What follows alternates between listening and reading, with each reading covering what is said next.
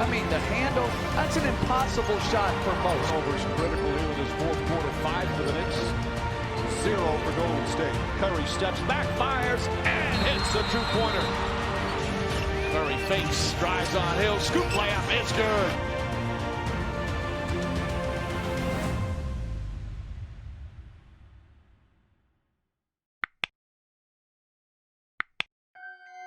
What could be the worst thing about Steph Curry? This past season has been rare for all teams, but for the Warriors, it has been that extra strange. They lost Kevin Durant and Iggy over the summer.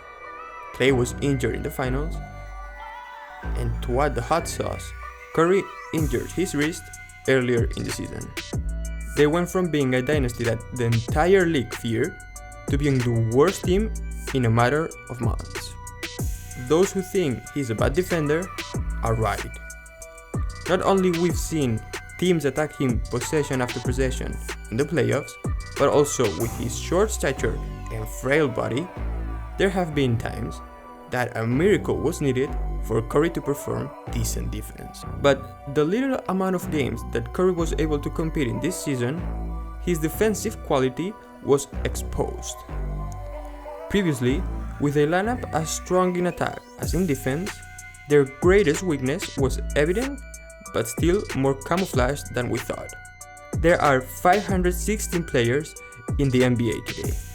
If we order them by the percentage of the number of win shares in defense they have had throughout this season, you would be surprised to know the position Curry is in. On the top of the list, we have Giannis Antetokounmpo.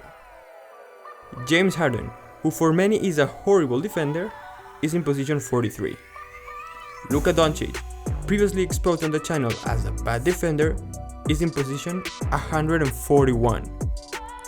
Remember, the average is 6%. Well, Trae Young, the player that many consider to be the modern version of Curry, is in position 429.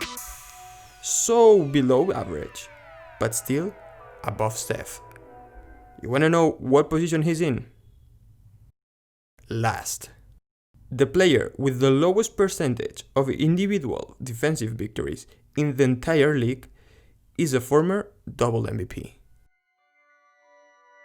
Despite having half a squad unavailable, one of the best defenders of the NBA, being nominated the best in the year 2017 and by far the best in the Warriors dynasty, he was there. He was there on the court with him this year to help him out. It is true that the Warriors team is not what it used to be. It is true that they have been accumulating games for 5 years straight, which must be exhausting. But being the worst defender in the league, with a defender of the year on the court, is unforgivable. Despite that, I don't think the defense is the worst part about Curry, because although he's a clear liability in that part of the game, let's not forget that this man changed basketball forever. I'm talking that he put a new dimension to the game. The elite shooters before were players like Reggie Miller, Ray Allen, or more modern versions like Kyle Korver or JJ Redick, right? Kicked off by Pierce. Ray Allen for the game. Got it at the buzzer.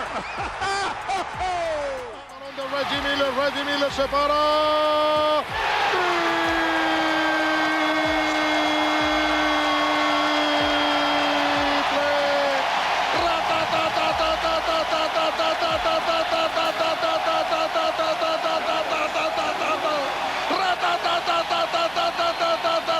Daniel, vaya killer. Al Horford, Al over to Kyle. Kyle Korver, left side three. And Embiid, and down court, Simmons the catch. Excellent players from the perimeter, but they needed a lot of screens to be able to have an open shot. These are the old generation of shooters. The new generation of snipers shoot from 3 or 4 meters further back. Some even dare to do it from the logo. 5 to shoot. Lillard, that is a bomb. He got it. Hawks push. Bembry finds Trae as a safety valve, and And the degree of difficulty of the shots increases as we speak. Off the dribble, sidestep, it is ridiculous. Well, We owe that evolution to the same guy who leads the league from the bottom in defensive victories. And he's got 21. Kyrie Irving. Crossover. Got it! Oohs and ahs from the crowd. And the Cavs back up by 5.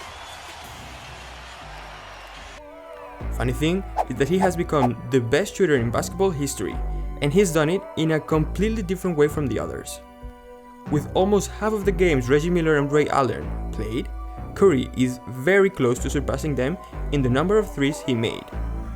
And not only does he shoot more frequently than they did, but he makes them in a higher percentage. Normally, when a player assumes as many shots as Curry, their percentage tends to decrease. Especially if you're shooting threes, right? But Curry surpasses the best, and also the shots are 1,000 times more difficult than what his competitors used to take. Do you remember when Steph Curry's career was threatened by injuries?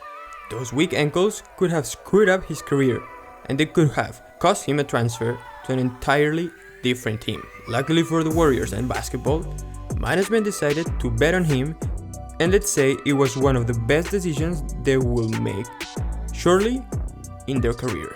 Despite the fact that he managed to control injuries and stay healthy, Curry is still very injury prone. If we take the ranking of the 25 best players in the world, according to NBC Sports, Steph Curry is in position number 5. Ironically, if we catch the 5 most injured players in the group, Curry also ranks 5th. The group of players he meets are considered fragile and players with a tendency to injure themselves easily. It is incredible how many injuries AD has suffered in his career. Amazing. Despite the fact that all of the above are not so strong points in his game, there is something that Curry is blatantly bad and that I have not heard almost anyone talk about it. So without further ado, here is Curry's worst part. Curry's got it. And Curry will let it go for 3, comes up short, offensive rebound, Curry again, and Curry hits a 3! This 3 you just saw is the most important basket that Steph Curry has made in his playoff career in decisive games. I'm talking about the playoffs and the clutch moments, not including the regular season. If we take all the shots Curry has made in his career in the fourth quarter or overtime, when there are 20 seconds or less left to finish a game, he is just 3 out of 12. Drives, gets to the rim, slapped away, holds on, back, puts up a 3. Oh, they wave it off and travel. But wait, cause if of those, we only take the ones in which his team was losing and needed a basket to win or tie, Curry has not managed to score any of the 7 shots he has attempted. Let's say you are in the playoffs, there are 10 seconds left to finish the game, and you are the coach of the team that is losing. Michael Jordan in these situations averaged 45% of success, with 3 of them being buzzer beaters. LeBron James has averaged 46% so far, 5 of them being buzzer beaters. But with a game on the line, losing, and also in the playoffs, Curry has averaged, until today, 0%. And also, on 6 of the 7 occasions that the responsibility to win the match was his, the team has been defeated. So if I was the coach, even though he's an outstanding player, I'm going to give the ball to another guy. Many people have criticized in the past the bad games he has had in the finals, and consequently, that he has never won the type of MVP.